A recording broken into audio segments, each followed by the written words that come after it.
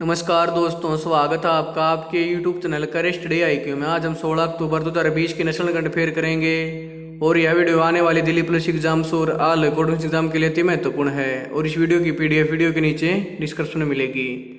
और आज का पहला प्रश्न है, हाल ही में किसको बैडमिंटन ब्रांड ट्रांसफॉर्म का ब्रांड एम्बेसडर बनाया गया? प्रश्न विराट कोहली, चेतन आनंद, महेश भूपति, विवेक शाह। इसका सही आंसर है चेतन आनंद को। कॉमनवेल्थ गेम्स में बैडमिंटन में पदक जीतने वाले चेतन आनंद को भारत के पहले घरेलू पेशेवर बैडमिंटन ब्रांड ट्रांसफॉर्म का ब्रांड एम्बेसडर बनाया गया है। ट्रांसफॉर्म के बारे में, ट्रांसफॉर्म बैडमिंटन भारत का पहला पेशेवर बैडमिंटन ब्रांड है जो बाजार में सबसे बेहतर रैकेट उपलब्ध कराता है जिन्हें वर्तमान में भारत में खेलने के लिए विदेशों से आयात किया जाता है। ट्रांसफॉर्म रैकेट को सैन्य ग्रैंड ग्रेफाइट से तैयार किया जाता है। अगला प्रश्न है, हाल ही में किसने महिला एकल में फ्रेंच ओपन 2020 का खिताब जीता है? प्रश्न Sofia Kenin, Iga Swiatek, Martina Hingis, Sania Mirza. इसका सही आंसर है इगा स्विएटेक। विमेन सिंगल्स में पोलैंड की इगा स्विएटेक ने इस चैंपियनशिप के इतिहास में खिताब जीतने वाली सबसे कम उम्र की महिला खिलाड़ी बनकर इतिहास रच दिया है। उन्होंने संयुक्त राज्य अमेरिका की सोफिया केनिन को हराकर एकल ग्रैंड स्लैम जीतने वाली पहली पोलिश टेनिस खिलाड़ी बन गई हैं। अगला प्रश्न है, हाल ही में किसने जर्मनी में नूरबर्गिंग में आयोजित ईफेल ग्रैंड प्रिक्स 2020 जीती है? प्रश्न है Michael Schumacher, Lewis Hamilton, Daniel Ricciardo, उपरोक्त सभी। इसका सही आंसर है लुइस हैमिल्टन ने। रेसर लुइस हैमिल्टन ने जर्मनी में नूरबर्गिंग में आयोजित 2020 आईफेल ग्रैंड प्रिक्स जीत ली है। यह हैमिल्टन की सीजन की 7वीं जीत और करियर की 91वीं जीत है जिस मुकाम तक अब तक कोई केवल माइकल शुमाकर पहुंच पाए हैं। इस रेस में मैक्स वर्स्टापेन दूसरे स्थान पर रहे और डेनियल रिकार्डो तीसरे स्थान पर रहे। यह रेस वर्ष 2020 की फार्मूला 1 वर्ल्ड चैंपियनशिप की 11वीं रेस है और यह आईफेल ग्रैंड प्रिक्स के इतिहास की पहली रेस है। अगला प्रश्न है, हाल ही में वर्ल्ड अर्थराइट्स डे कब बनाया गया? प्रश्न 12 अक्टूबर, 13 अक्टूबर, 14 अक्टूबर, 15 अक्टूबर। इसका सही आंसर है 12 अक्टूबर को। हर साल 12 अक्टूबर को विश्व स्तर पर विश्व गठिया दिवस बनाया जाता है। यह दिन लोगों में गठिया के बारे में जागरूकता बढ़ाने के लिए बनाया जाता है जो सूजन की ऐसी अवस्था है जिसमें जोड़ों में दर्द और कठोरता का कारण बनती है जो उम्र के साथ बढ़ सकती है। इसका इतिहास, इस दिन की शुरुआत गठिया के बारे में जागरूकता फैलाने और नीति निर्माताओं को गठिया की समस्या को कम करने में मदद करने के लिए प्रोत्साहित करने के लिए 1996 में आर्थराइटिस और रोमेटिज्म इंटरनेशनल द्वारा शुरू की गई थी। क्या होता है गठिया? गठिया में होने वाली जोड़ों की सूजन है। यह एक जॉइंट अथवा कई जोड़ों को प्रभावित कर सकती है। विभिन्न कारणों और उपचार विधियों से होने वाला लगभग 100 से अधिक विभिन्न प्रकार का गठिया होता है। सबसे आम होने वाला गठिया ऑस्टियो आर्थराइटिस और रोमेटिइड गठिया है। अगला प्रश्न है, हाल ही में किसको आर्थिक विज्ञान के क्षेत्र में नोबेल पुरस्कार 2020 से सम्मानित किया गया? प्रश्न है Paul R Milgrom, Robert B Wilson, A and B दोनों, इनमें से कोई नहीं। इसका सही आंसर है ए एंड बी दोनों। Royal Swedish Academy of Sciences ने स्वरिक्स रिक्सबैंक पुरस्कार 2020 को अल्फ्रेड नोबेल की स्मृति में आर्थिक विज्ञान के क्षेत्र में पॉल आर मिलग्रॉम और रॉबर्ट वी विल्सन को नीलामी के सिद्धांत और नए नीलामी प्रारूपों के आविष्कारों में सुधार के लिए पुरस्कार देने का फैसला किया है। उनकी संवैधानिक खोजों ने नीलामी कार्य में सुधार किया है। इस वर्ष के लॉरेटस पॉल मिलग्रॉम और रॉबर्ट विल्सन ने अध्ययन किया है कि नीलामी कैसे काम करती है। उन्होंने सामानों और सेवाओं के लिए नए नीलामी स्वरूपों को डिजाइन करने के लिए अपनी इनसाइट का उपयोग किया है जो कि पारंपरिक तरीके से बेचना मुश्किल है, जैसे कि रेडियो फ्रीक्वेंसी। उनकी खोजों ने दुनिया भर के विक्रेताओं, खरीदारों और करदाताओं को लाभान्वित किया है। नए नीलामी प्रारूप इस बात का एक सुंदर उदाहरण है कि बुनियादी अनुसंधान बाद में समाज को लाभ पहुंचाने वाले आविष्कार कैसे उत्पन्न कर सकते हैं।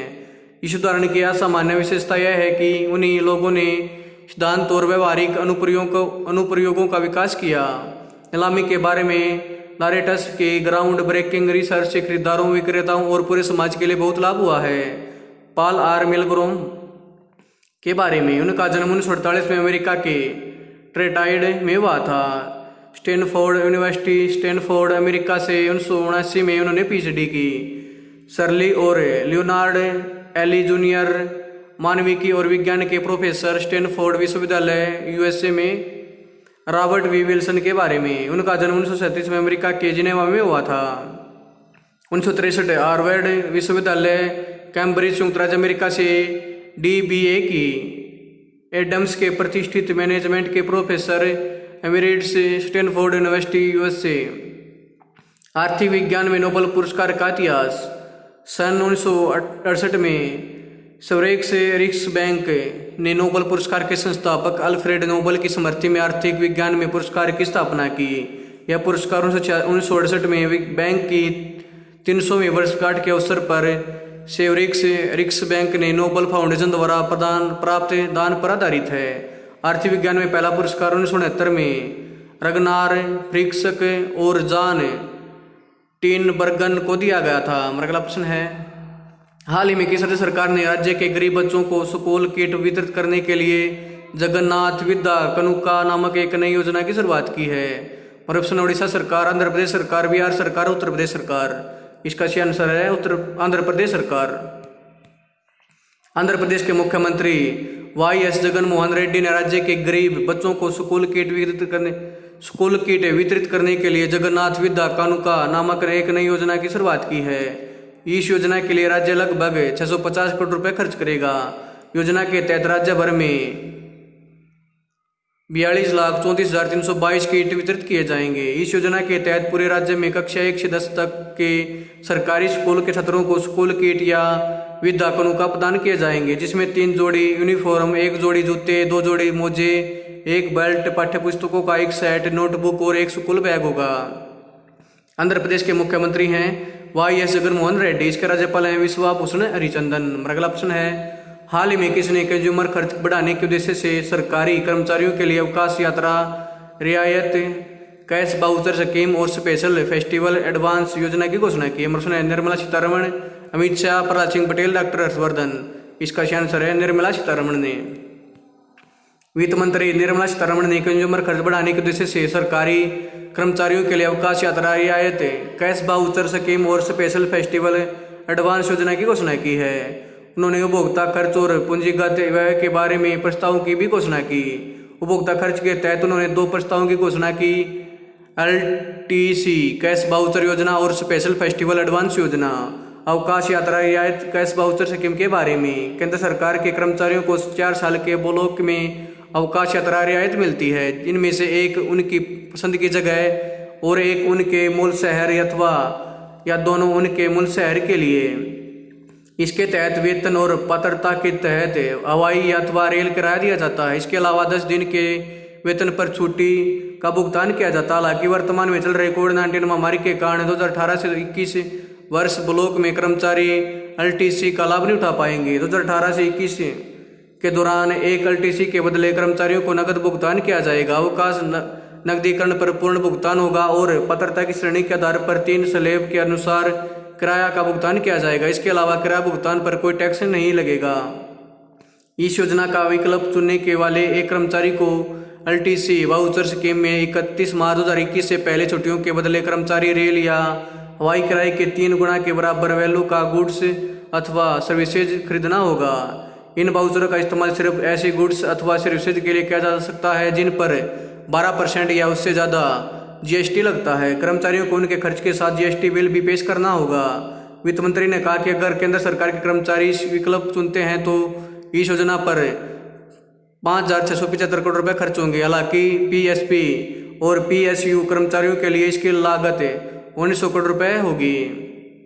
सीतारमण ने अनुमान जताया है कि योजना के लिए 50% राज्यों के साथ भी सरकार को उम्मीद है कि अर्थव्यवस्था में 9,000 करोड़ रुपए खर्च करेगी। अगला प्रश्न है, हाल ही में अंतर्राष्ट्रीय बालिका दिवस कब मनाया गया? प्रश्न 11 अक्टूबर, 12 अक्टूबर, 13 अक्टूबर, 14 अक्टूबर। इसका आंसर है 11 अक्टूबर को। अंतर्राष्ट्रीय बालिका दिवस हर साल 11 अक्टूबर को मनाया जाता है। अंतर्राष्ट्रीय बालिका दिवस साल 2012 से बालिकाओं के सामने आने वाली चुनौतियों पर ध्यान देने और लड़कियों के सशक्तिकरण और उनके मानवाधिकारों की पूर्ति को बढ़ावा देने की आवश्यकता पर ध्यान केंद्रित करना है। International Day of the Girl Child 2020 की थीम है इस साल International Day of the Girl Child 2020 की थीम है my voice your equal future. 2020 का अंतर्राष्ट्रीय बालिका दिवस का विषय है मेरी आवाज़ हमारा सम्मान भविष्य है। इसका इतिहास साल 1995 में बीजिंग में विभिन्न देशों ने महिलाओं पर विश्व सम्मेलन में सर्व समिति से न केवल महिलाओं बल्कि लड़कियों के अधिकारों को आगे बढ़ाने के लिए बहुत ही प्रगतिशील ब्लूप्रिंट को अपनाया। बीजिंग डिक्लेरेशन के माध्यम से विशेष रूप से लड़कियों के अधिकारों पर पहली बार मुद्दा उठाया गया।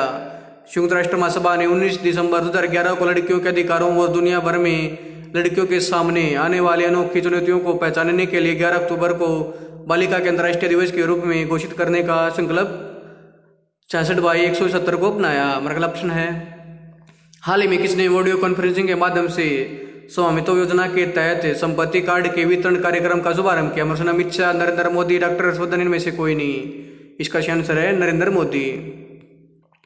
प्रधानमंत्री नरेंद्र मोदी ने वीडियो कॉन्फ्रेंसिंग के माध्यम से स्वामित्व योजना के तहत संपत्ति कार्ड के वितरण कार्यक्रम का शुभारंभ किया है।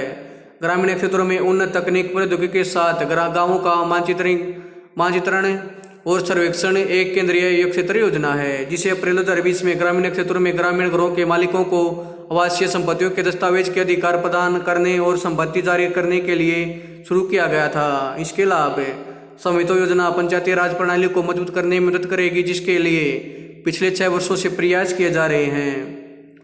यह योजना ग्रामीणों को ऋण और अन्य आर्थिक और वित्तीय लाभ लेने के लिए वित्तीय संपत्ति के रूप में संपत्ति का उपयोग करने में सक्षम बनाएगी। यह योजना चरणबद्ध तरीके से 4 वर्षों की अवधि में कार्यान्वित की जा रही है और देश के लगभग 6.65 लाख गांवों को कवर करेगी। चरण 1 में 6 राज्यों उत्तर प्रदेश, हरियाणा, महाराष्ट्र, मध्य प्रदेश, उत्तराखंड और कर्नाटक के 763 गांवों के लोग स्वामित्व योजना के लाभार्थी होंगे। लगभग 1 लाख संपत्ति मालिक अपने मोबाइल फोन पर SMS के माध्यम से प्राप्त लिंक से संपत्ति कार्ड डाउनलोड करने में सक्षम होंगे। संबंधित राज्य सरकारें भौतिक कार्ड भी वितरित करेंगी। महाराज का आखिरी प्रश्न है, हाल ही में नागालैंड के पर्यावरण मंत्री CM चेंग का निधन कितनी वर्ष की आयु में हो गया? 78 वर्ष, 85 वर्ष, 92 वर्ष, 99 वर्ष। इसका सही आंसर है 78 वर्ष। नागालैंड के पर्यावरण मंत्री CM चेंग का कोविड-19 के कारण निधन 78 वर्ष की आयु में हो गया है। वह एक सेवानिवृत्त IAS अधिकारी और पूर्व लोकसभा सांसद थे। 2013 में तुएनसांग जिले के तहत आने वाली 51 नोकेश सेन निर्वाचन क्षेत्रों से नागालैंड विधानसभा के लिए चुने गए थे और बाद में राष्ट्रवादी डेमोक्रेटिक प्रोग्रेसिव पार्टी के टिकट पर 2018 में उसी सीट को बरकरार रखा। दोस्तों, अगर आपको यह वीडियो पसंद आए तो आप मेरे YouTube चैनल करेस्ट डे को लाइक करें, शेयर करें, कमेंट्स करें, सब्सक्राइब करें और इसके बेल आइकन को दबा दें ताकि आने वाली हर एक वीडियो का नोटिफिकेशन आपको टाइम पे मिलता रहे। धन्यवाद दोस्तों।